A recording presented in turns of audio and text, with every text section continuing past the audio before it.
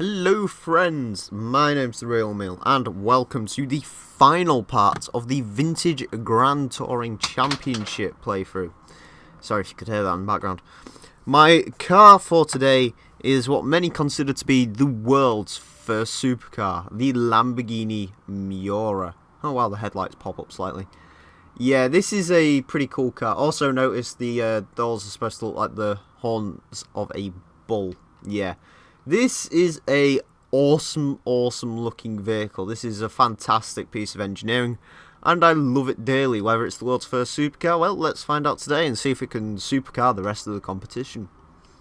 So we are going to go to... where do we want to take this? Let's go to Le Mans de Sarthe. I don't usually play this track, mostly because I don't like this track, but... yeah, I figured we'll give it a go in this, considering this is the sort of car people would be getting taken to Le Mans in if you were a rich businessman or something. I don't know.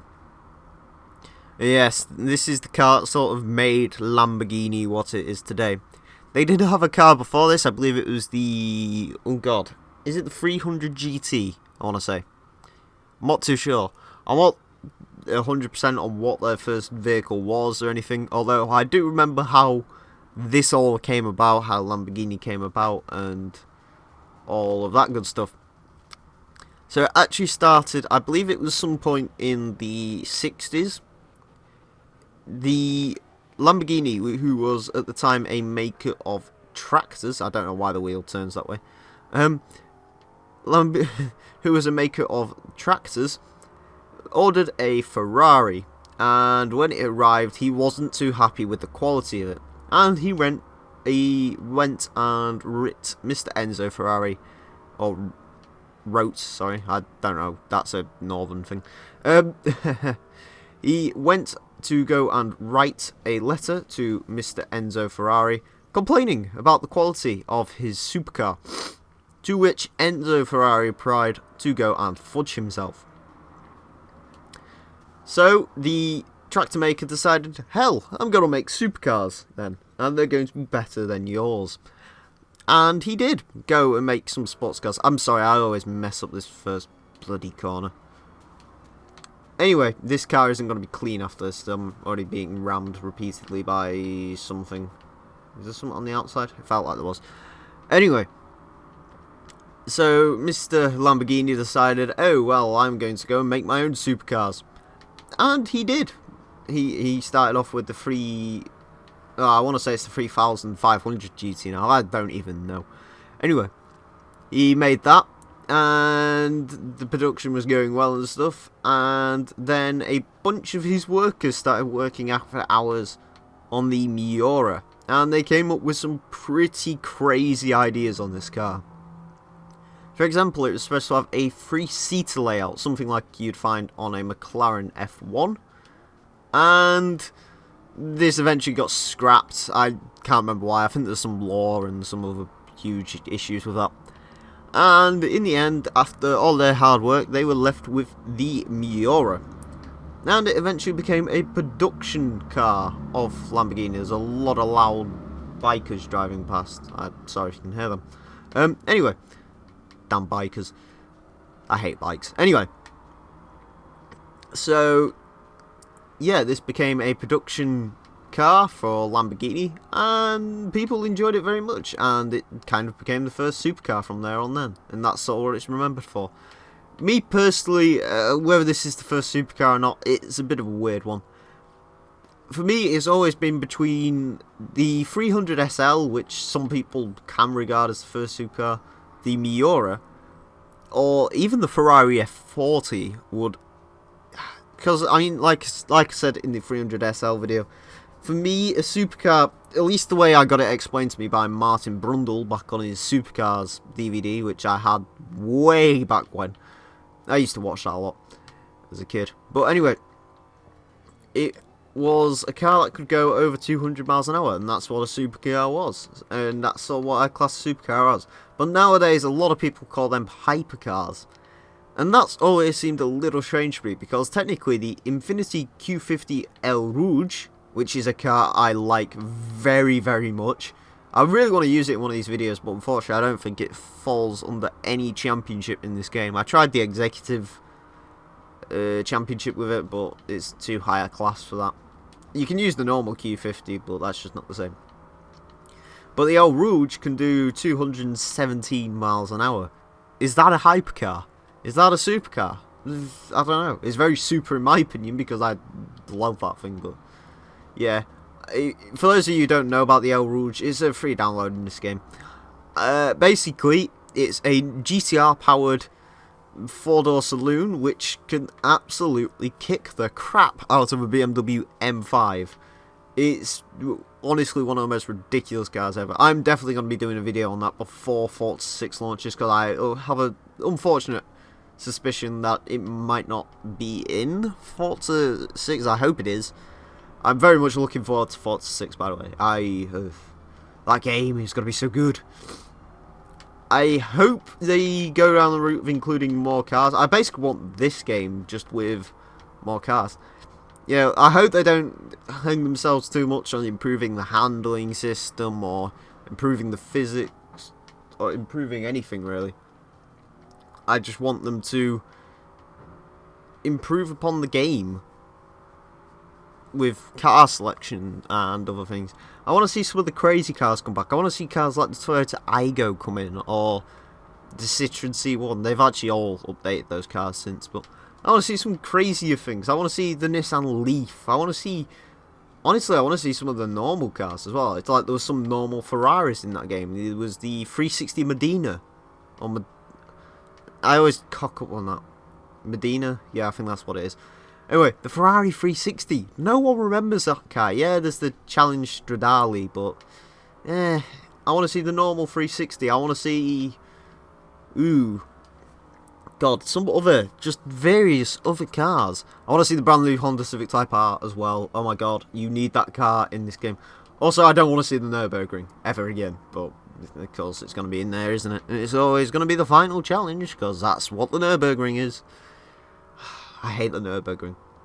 I know there's a lot of people who love the Nürburgring and love going around it and all that, but for me, I just hate it. It's not that it's a challenge or anything, it's just boring and repetitive bollocks. At least it is to me anyway. Maybe I should... There are some days where I really just want to drive around it and be good at it, because, you know, Fail Race did a Nürburgring challenge, and I love that.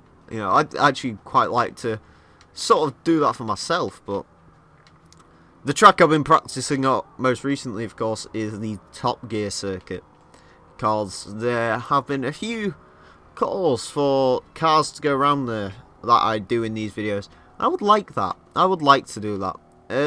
Problem I've got is the Top Gear track, at least for me, is I can't drive it very well. I have been practicing a little bit. I've been using... what did I use? I had a Golf R. I've done a thing in that. I've done a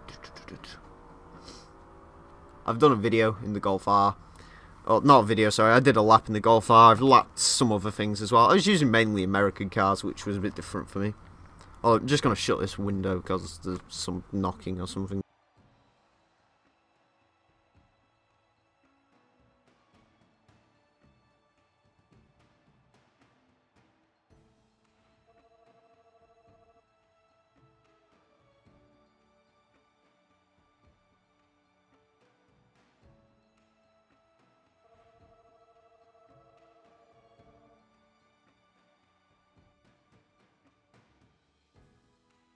Of course, that's the way things work for me. I'm recording the final episode of the Grand Touring thing. Everything's going off without a hitch, and then someone next door decides to start either nailing something or getting some angry debt collector at the door, and a bunch of bikers drive past. That's just wonderful. Now, I don't think we're actually going to do a special event in this, because all the special events look terrible, so instead we're just going to go to Prague, which is also one of my favourite series. I love the Prague circuit, man. I think the Prague circuit is pretty fantastic. I love the way it looks, I love the way it flows and drives and all the other good stuff. Yeah, I'd like to see this return in Forza 6. So, I want more cars. There's some ideas I threw out there. I want some normal cars. I want to see my car. I want to see my Mark III Polo, to be perfectly honest with you, but I doubt that's going to come in. The new Fiesta ST as well. Actually, the Fiesta ST is in this game, isn't it? But it's the American version. Yeah. Oh god, what other cars do I want to see? I'm just looking out my window. The new Focus RS we know is going to be in the game. We know all the Fords that they showed off a couple of weeks ago are going to be in the game. So there's going to be the Focus RS, the Shelby Mustang GT350, which I'm looking forward immensely to driving. The new Ford GT, which meh to me is a bit meh. I can imagine most of the cars from Horizon 2 and this will carry over. That should. I mean, if you include all the DLC and stuff for this game and Horizon 2, you're sitting pretty at about 300 odd cars. If they had, say, I don't know, 100 more? 150 more? I don't think that's too much to ask. I mean, yes, they have to laser scan it and all that, but I mean, the car models in this game already look absolutely gorgeous. There's no need to update the graphics, at least for me anyway. This game's been out since 2013. This game's almost a year and a half old. In fact, it is a year and a half old now. And God, look at it. It's still absolutely beautiful.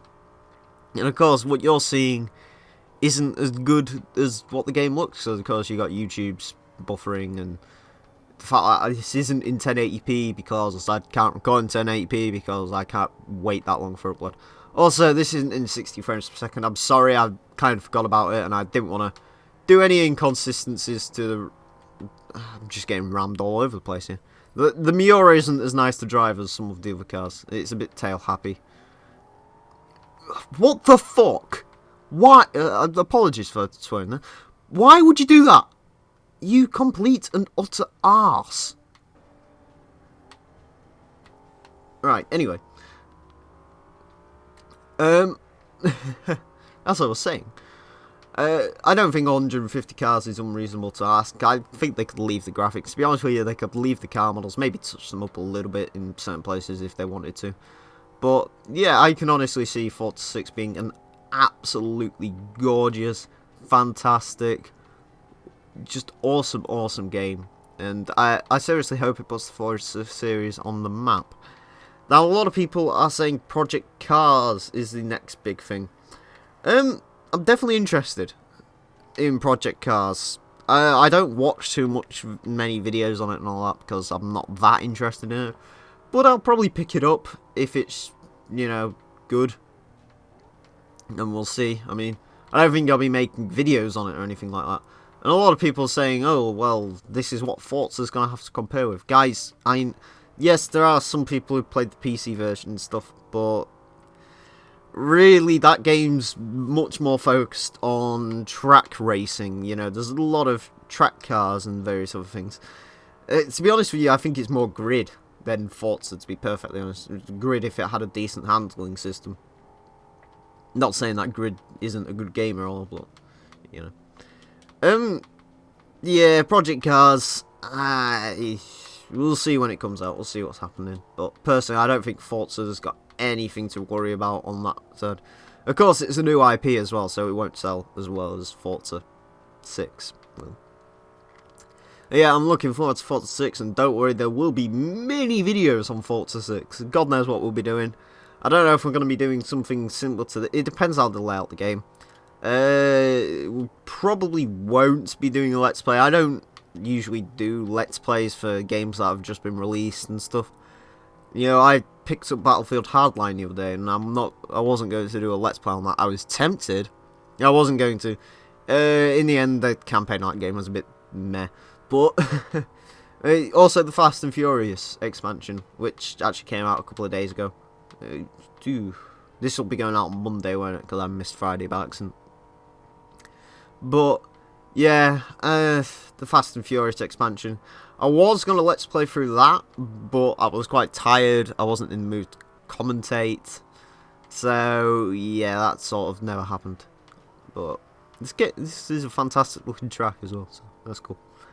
Yeah, it was a pretty alright expansion. 3 hours long, but hey-ho, yeah. Whatever. Some interesting cars. I just wish you could upgrade. I'm probably going to do Actually, it's Monday, isn't it? Nah, Tuesday. Ooh, we'll see. Actually, I might do a playthrough of that instead of the usual Horizon 2 playthrough a championship, and that's that day. I don't know. I don't know whether that's going to stay on Tuesday or whether I'm going to push that back to Wednesday and Thursday unless it's a DLC. In fact, is it a DLC day this time round? No, Tuesday 31st. No, it won't be a DLC day, will it? Unless they decide to greet us early. That'll be when the queue form pops up though and a bunch of people say what the cars actually are. The clue threads are actually pretty cool, I've got to be honest. Some people guess it a bit wrong, but yeah. We'll have to see what's in this next car pack, because of course people will have to pay for this one. The car pass is over, so be interesting to see what they put in. I'll buy it obviously, because you know that's sort of what I do.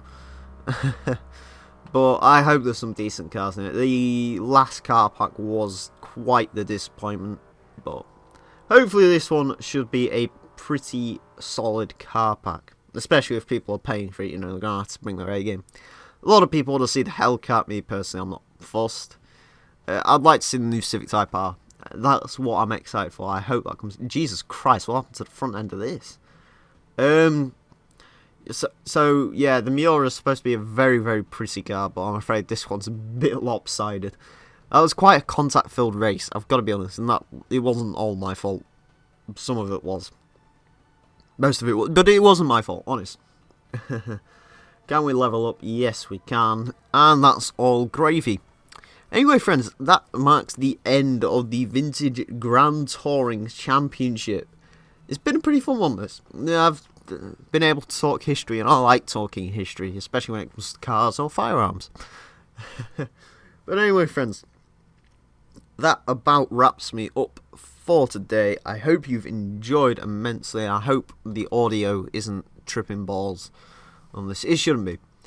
But anyway, friends, I'm going to leave you this pretty Miura, and I will see you guys next time. Well, I haven't used that intro in ages, sorry. Until next time, farewell.